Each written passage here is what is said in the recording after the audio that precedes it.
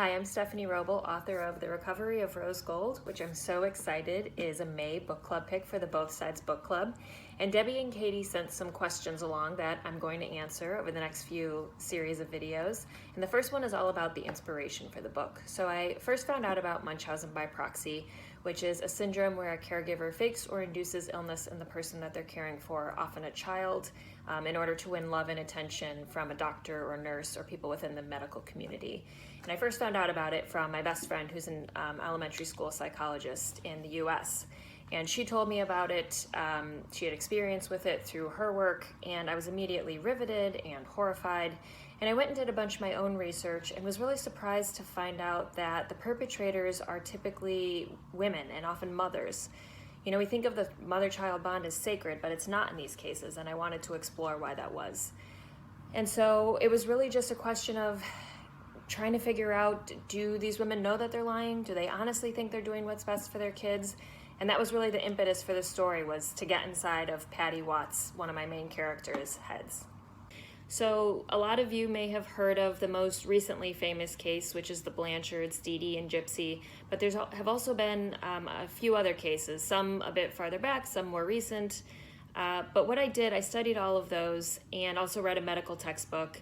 And by doing that, I was able to inform Rose Gold's medical history. I know it sounds kind of weird, but I wanted the illnesses that Patty faked to be actual real illnesses that past perpetrators have used.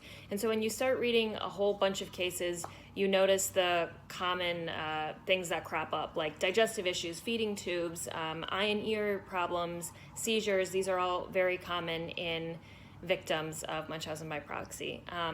And so by having all of that stuff in my research done, I could then take and sort of build a general profile for each character, perpetrator and survivor, and know, okay, these are the 3 or 4 traits that I need to have. And then from there, I really fleshed them out and made them my own characters.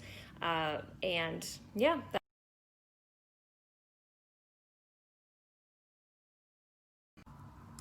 Hi, Stephanie Wrobel again, author of Recovery of Rose Gold. Today's question that I'm answering is, was the choice to make Patty a co-narrator a way of humanizing and rationalizing her treatment of Rose Gold? And my answer to that is kind of. So I actually started out with her as my main narrator, even though Rose Gold is a titular character. When I first envisioned the book, her name was not in the title, and I didn't foresee her as really coming to the forefront. I thought it was equally both of their stories. And so my choice to have Patty on the page was really like, that was my interest, that was my impetus for writing the story. I was just very interested to get inside the head of someone with Munchausen by proxy. But I do think that being in her point of view does help us humanize her a little bit. Certainly, she may try to rationalize her actions. I, as the author, am certainly not.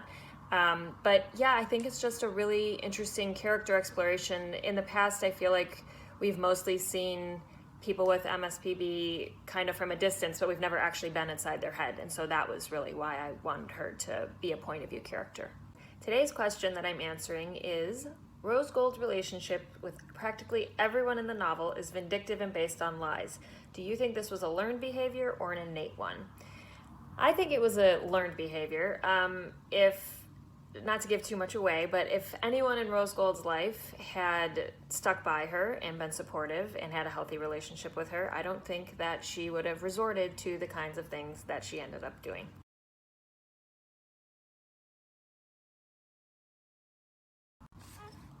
Hi, I'm Stephanie Wrobel, author of The Recovery of Rose Gold, and today's question that I'm answering is, can you please explain the symbolism of Rose Gold's teeth?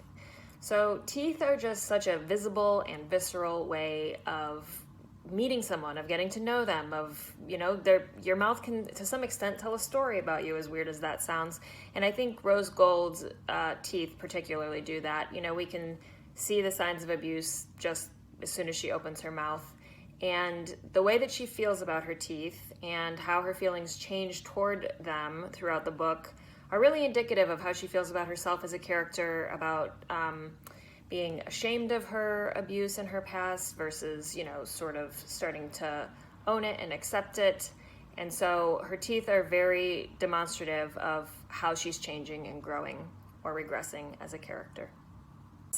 So it's changed, and I only have 2 books to go off of, and the second one is still in process, but basically with a first draft, I just try to do it really quickly. I try to do 2,000 words a day, and then I will take some time off and think about it, share it with my editors, and then get feedback. And revisions can take much longer. They require a lot more thought. You know, I'll spend several days working on a chapter, or instead of just having it be down to a word count, it'll be, I want to work out this issue. I want to work, I want to change these, this specific chapter for the day. So it really just depends on what the novel requires and where I'm at in the process. But yeah, the beginnings are always actually the most straightforward, I think. It's just get something down on paper. Don't be worried about the trash quality, because it's always trash quality when you first start out. But, you can always make bad words better. But, if you don't have any words to work off of at all, then you're in a much more precarious situation. So that's my strategy with writing. The last question that Debbie and Catie had for me is about my second book and how that's going.